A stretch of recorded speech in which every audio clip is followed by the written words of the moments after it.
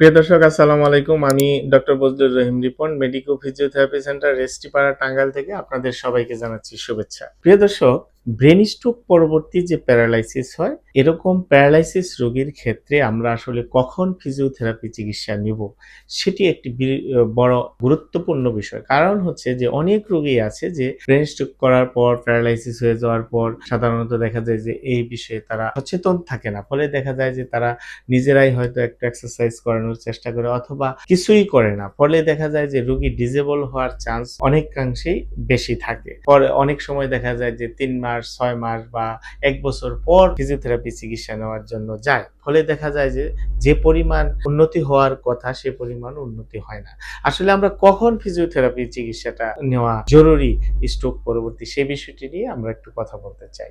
আধুনিক যে গবেষণা, সেই গবেষণা অনুযায়ী বা আধুনিক যে গাইডলাইন স্ট্রোক পেশেন্টের চিকিৎসার যে গাইডলাইন সেই অনুসারে আপনার স্ট্রোক পরবর্তী সময়ে অর্থাৎ মেডিকেলি স্টেবল হওয়ার পরপরই এটা সাধারণত ২৪ থেকে ৪৮ ঘন্টা সময় লাগতে পারে। মেডিকেলি স্টেবল হওয়ার পরপরই কিন্তু ফিজিওথেরাপি চিকিৎসা তার শুরু করে দেওয়া সবচেয়ে জরুরি। কারণ হচ্ছে যে স্ট্রোক পরবর্তী আবার নতুন করে রিলার্নিং করার জন্য তার হাত পায়ে নাড়াচাড়া, চলাফেরা, হাত পায়ের শক্তি বৃদ্ধির জন্য ব্রেন তার নিউরোপ্লাস্টিসিটিকে ব্যবহার করে এবং নিউরোপ্লাস্টিসিটিটা প্রাথমিক পর্যায়ে যতটা অ্যাক্টিভ থাকে, বিশেষ করে প্রথম ৩ থেকে ৬ মাস পর্যন্ত, তারপরে কিন্তু অ্যাক্টিভনেসটা অনেকটা কমে যায়। ফলে আপনি যদি শুরুতে ফিজিওথেরাপি চিকিৎসাটা শুরু করতে পারেন তাহলে কিন্তু রিকভারি রেটটা অনেক ভালো হয়। বিশেষ করে আপনার মেডিকেল স্টেবল হওয়ার পরেই আমরা তাকে যেটা করতে পারি, একজন স্ট্রোক পেশেন্টকে তার পজিশনিং করা, তাকে প্যাসিভ রেঞ্জ অফ মুভমেন্ট দেওয়া, তার বেড মোবিলিটি,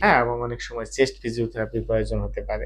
এবং সাবঅ্যাকিউট স্টেজে যেয়ে আমরা যেটা করতে পারি যে তার কিছু স্ট্রেংথেনিং এক্সারসাইজ, তার ব্যালেন্সটাকে ইমপ্রুভ করা এবং তাকে গেট ট্রেনিং দেওয়া, তার টাস্ক রিলেটেড যে অ্যাক্টিভিটিস গুলি আছে তো সেই টাস্ক ওরিয়েন্টেড কাজ করা, অর্থাৎ তার দৈনন্দিন কাজ রিলেটেড কিছু ট্রেনড আপ করা এবং ক্রনিক স্টেজে যে আমরা তাকে ফাংশনাল ট্রেনিং দেওয়া, তাকে কমিউনিটিতে অ্যাডাপ্টেশন বা সোশ্যাল অ্যাডাপ্টেশন করা, এই এক্সারসাইজ গুলি বা এই ট্রেনিং গুলি আমরা তাকে দিয়ে তাকে আমরা সমাজে বা তার পরিবারে বা তার কাজের অ্যাডাপ্টেশন করা, অর্থাৎ ফুললি রিহেবিলিটেশন প্রক্রিয়াটা আপনার শুরু থেকে শেষ পর্যন্ত একটা আমরা যদি যথাসময়ে শুরু করতে পারি ফিজিওথেরাপি চিকিৎসা, তাহলে কিন্তু এই ধরনের রোগী সহজেই সে তার হাত পা নাড়াচাড়া করা বা চলাফেরা করা, হাঁটা চলা করা সবকিছুই আস্তে আস্তে স্বাভাবিক হওয়া সম্ভব।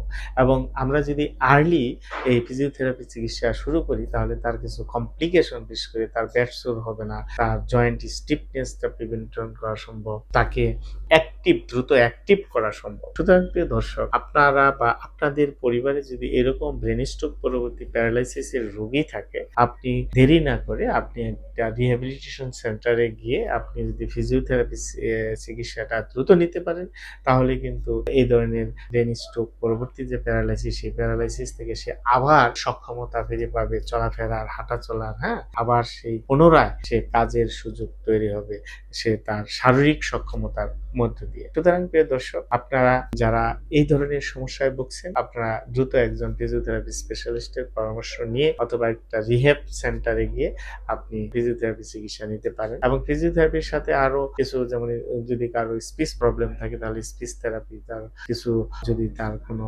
অকুপেশনাল থেরাপির প্রয়োজন হতে পারে কিছু কিছু রোগীর ক্ষেত্রে। তো এজন্য রিহ্যাব সেন্টারে বা কোনো স্পেশালাইজড সেন্টার থেকে এই ধরনের স্ট্রোক পেশেন্টদের চিকিৎসা নেওয়া সবচেয়ে কার্যকরী। ধন্যবাদ সবাইকে। ভালো থাকবেন। আসসালামু আলাইকুম।